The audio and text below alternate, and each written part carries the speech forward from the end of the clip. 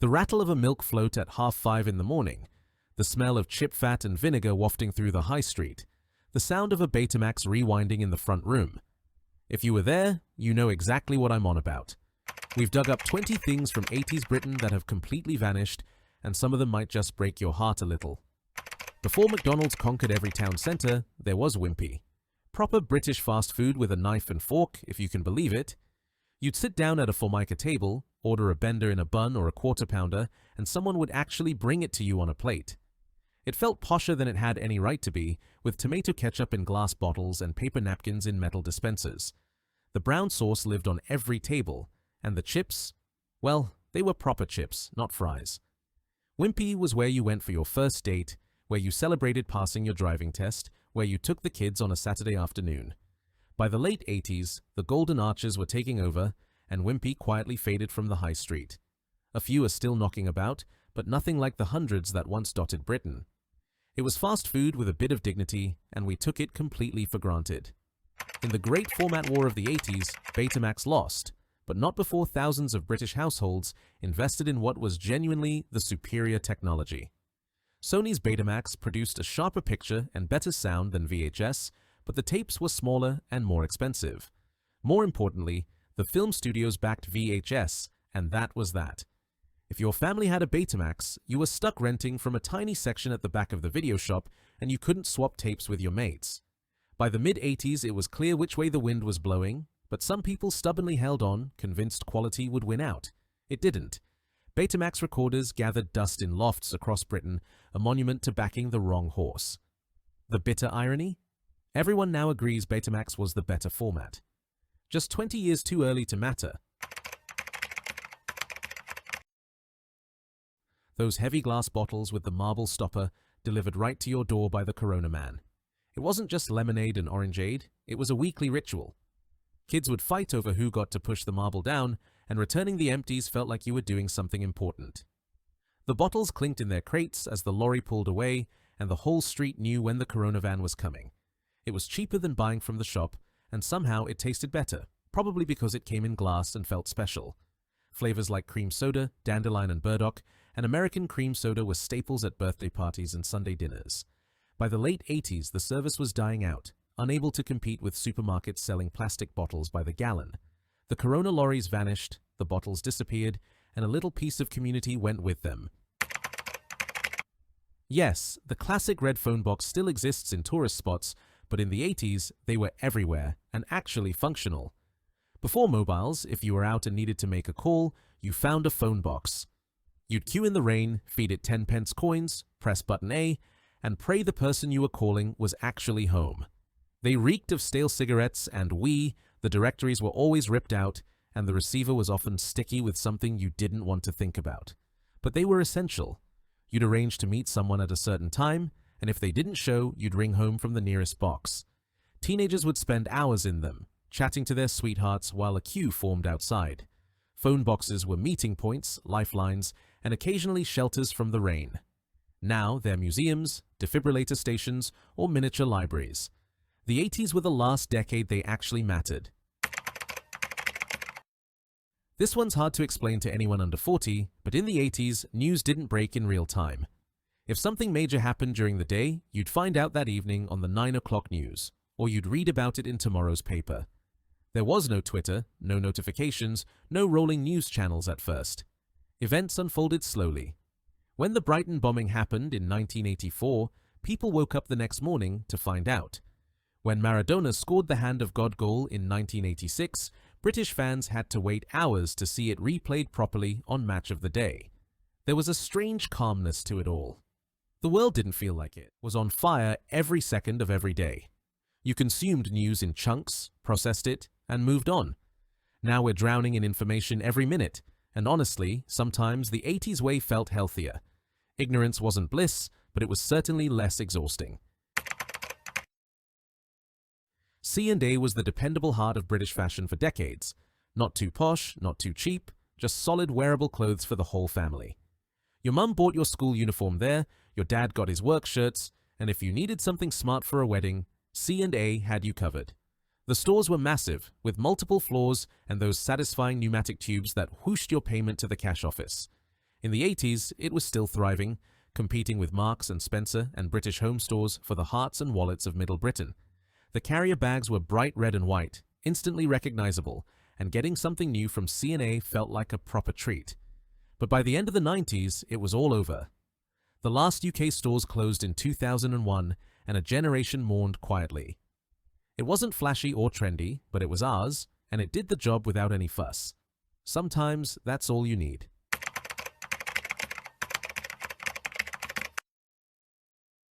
Impossible to imagine now, but right through the 80s, you could light up a fag on the top deck of a bus or in the smoking carriage of a train.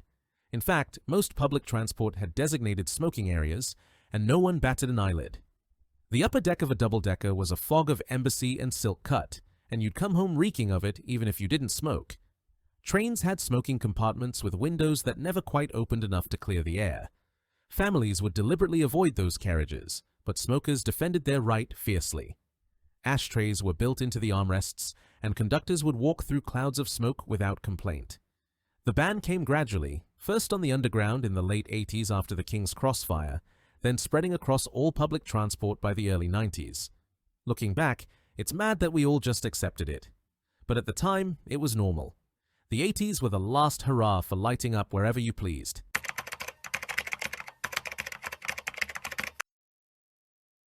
That chime. You'd hear it 3 streets away and drop everything. Lions made ice cream vans were the soundtrack to British summers in the 80s, selling Zooms, Funny Feet, and Fab lollies to kids who'd been waiting all week for pocket money. The Mr. Men lollies were massive, especially Mr. Bump, and getting a screwball with the bubblegum at the bottom felt like winning the lottery. The vans themselves were battered and glorious, often driven by the same bloke for years who knew every kid's order before they opened their mouth. Lions Made was eventually bought out by Nestlé in the 90s, and while ice cream vans still exist, they're not the same. The branding, the jingles, the sheer excitement of seeing that van roll up your street on a scorching July afternoon, it's all gone. Now it's just another ice cream van. Back then, it was an event.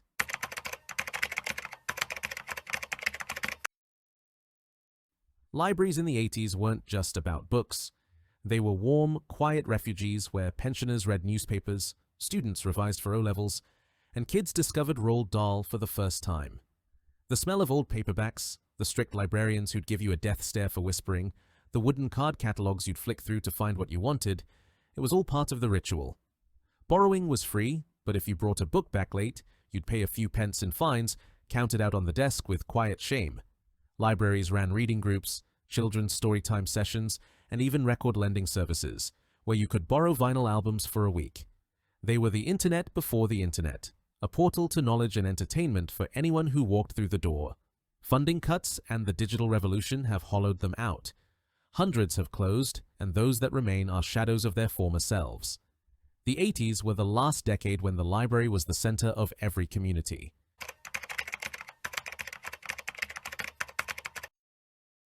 Before online shopping, there was the Index catalog, and its rival, Argos. But Index had something special.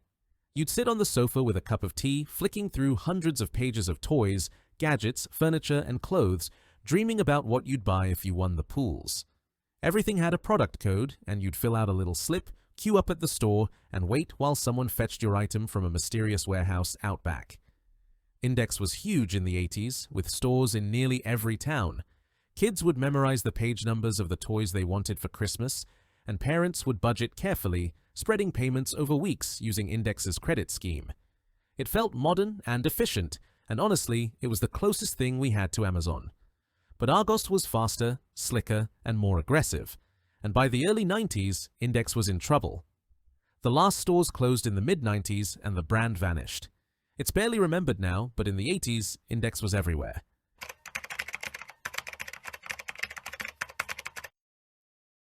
Before air horns and vuvuzelas, British football fans had rattles. Wooden, hand-cranked noisemakers that created an almighty racket when you spun them round. Every kid at the match had one, and the sound of thousands of rattles spinning in unison was deafening. They were part of the fabric of terrace culture, along with scarves, rosettes, and your dad's thermos of Bovril. But by the mid-80s, they were being phased out. Hooliganism was rampant, and rattles, it turned out, could be used as weapons. After Hillsborough in 1989 and the push toward all-seater stadiums, The terraces changed forever, and the rattle became a relic. You'll still see the odd one at non-league matches, but they're gone from the big grounds. The 80s were their last stand, and a matchday atmosphere lost a little bit of its soul when they disappeared.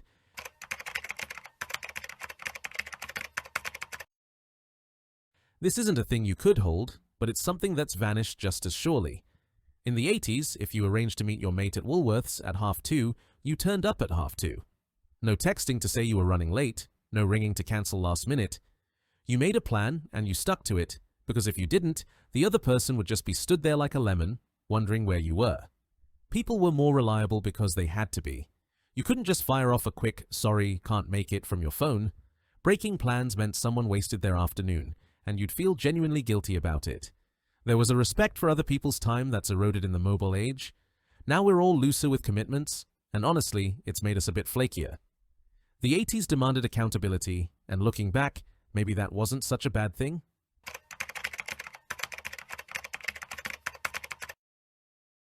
Before Tesco conquered Britain, Find Fare was one of the big names in supermarket shopping. Founded in the 1950s, it hit its peak in the 70s and 80s with stores across the country. It wasn't fancy, but it was cheap and cheerful, with that distinctive orange and brown logo that screamed 1970s design long into the 1980s. Find Fare was where working families did their weekly shop, filling trolleys with own brand products and marveling at the newfangled automatic doors. The stores had a particular smell, a mix of fresh bread, floor cleaner, and cardboard. By the late 80s, though, the big chains were moving faster and smarter, and Find Fare couldn't keep up. The company was bought out, stores were rebranded, and by the early 90s, the name was gone.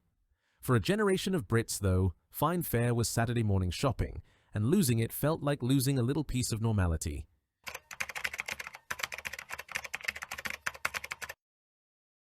You'd take your film to Boots or a local chemist, hand over the little yellow envelope, and they'd tell you to come back in a week. A week.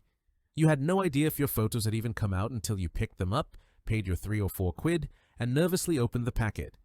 Half of them would be blurry, someone's thumb would be over the lens, and there'd always be one where someone blinked.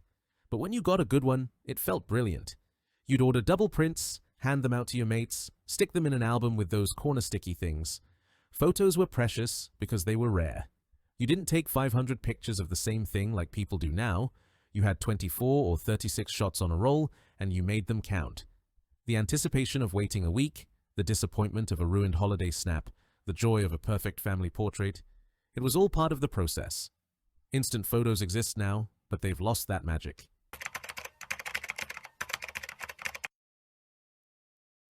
If you didn't know what to buy someone for their birthday, you bought them record tokens. Little vouchers sold at W.H. Smith, Woolworths, or Our Price that could be exchanged for vinyl, cassettes, or eventually CDs. They came in denominations of £1, £5, or £10, and they were the perfect gift for teenagers. Getting a fiver's worth of record tokens felt like being handed the keys to the kingdom. You'd spend hours in the record shop, flicking through the racks, agonizing over whether to buy the new Duran Duran album or save up for something bigger. The tokens themselves were colorful, covered in musical notes and instruments, and you'd guard them like gold. By the late 90s, as music went digital, record tokens faded away. They were replaced by gift cards, which are fine, but they don't have the same soul. Record tokens were about music, discovery, and the thrill of finding that one album you'd been after for months.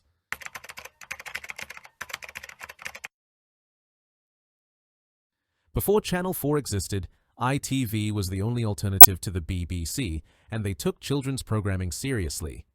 Every weekday after school, and all weekend long, ITV broadcast a mix of cartoons, dramas, and game shows under the banner of Children's ITV. Shows like Danger Mouse, Count Duckula, and Rainbow were staples, but so were imported gems like He-Man and Battle of the Planets. The presentation was cheerful and chaotic, with continuity announcers who felt like friends. There were competitions, viewer requests, and that sense that kids' TV was made by people who actually remembered being kids. As the 80s wore on and competition increased, the magic started to fade. Multi-channel television and streaming killed the idea of event TV for children. In the 80s, though, if you weren't watching ITV after school, you were missing out, and everyone knew it.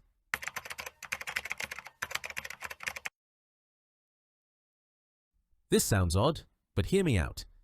In the 80s, if your neighbor was Polish, Italian, or Jamaican, you could actually understand their accent and their English because they'd often been here for decades.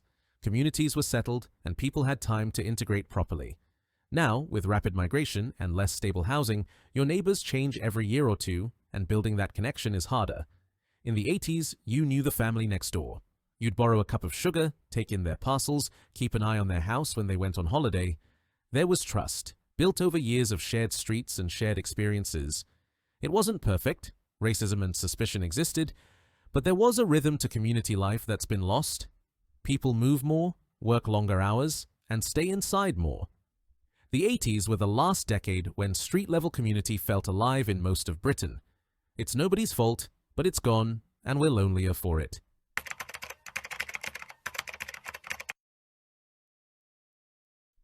Taking the sleeper train in the 80s was an adventure. British Rail ran overnight services from London to Scotland, and they had proper lounges at stations like Euston where you could wait in relative comfort before boarding. The trains themselves were rattly and uncomfortable, but there was something romantic about falling asleep in London and waking up in Edinburgh or Fort William. You'd get a tiny cabin with a fold-down bed, scratchy blankets, and a sink the size of a saucer. Breakfast was instant coffee and a sad croissant, but it felt like proper travel. The lounges were warm, quiet spaces with newspapers and vending machines where businessmen and holidaymakers mingled before their overnight journeys. As budget airlines took over in the 90s, the sleeper services declined and the lounges were shut or repurposed. A few sleeper services still run, but they're pricey and boutique. In the 80s, they were just normal, affordable, and part of how Britain moved around.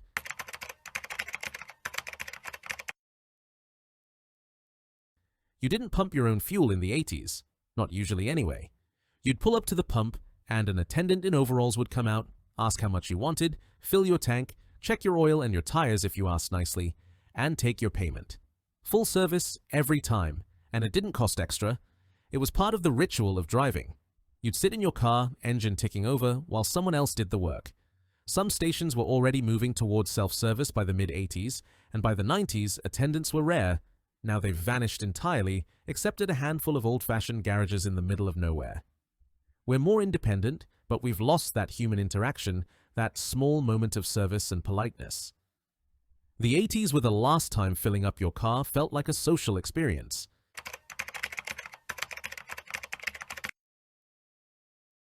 This is the big one. In the 80s, kids left the house after breakfast and didn't come back until tea time. No one panicked, no one called the police. You'd play in the woods, ride your bike to the park, walk to your mate's house 2 miles away, and your parents wouldn't think twice. It wasn't that the world was safer. It wasn't, really, but the perception was different. Stranger danger campaigns were just starting, but they hadn't created the climate of fear we have now. Kids were expected to be independent, to learn through scrapes and mistakes, to navigate the world without constant supervision. It built resilience, confidence, and a sense of freedom that today's children rarely experience. By the 90s, things had shifted. High-profile tragedies, 24-hour news, and changing parenting norms made the world feel more dangerous. Maybe it is, maybe it isn't, but the freedom of an 80s childhood, that's gone, and it's not coming back. From Wimpy to Corona, from phone boxes to proper independence, the 80s gave us things we didn't know we'd miss until they were gone. If this brought back memories, hit subscribe and watch the next video on screen. Cheers for watching.